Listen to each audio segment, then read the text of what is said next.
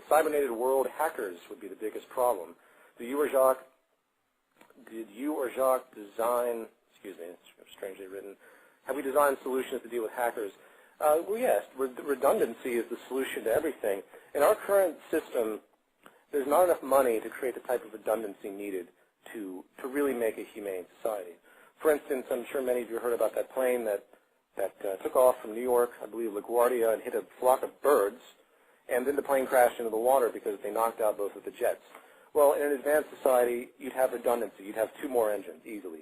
You'd have multiple landing gears. You'd have first of all, everything would probably be computerized. You wouldn't even need a pilot. You'd have 7 different autopilots.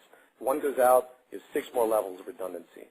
In this system we have today, redundancy is simply too expensive because everything is made to be bought and sold. In the future, we make things to last and work. Big difference in the approach.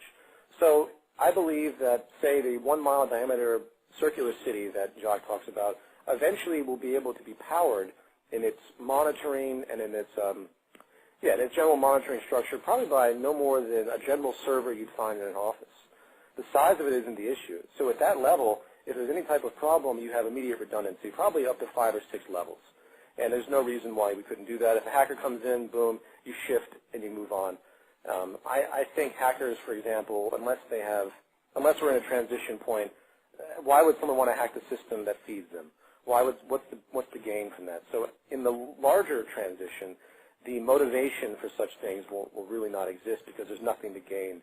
And the horror generated by society at such actions will really degrade anybody that's motivated to do so.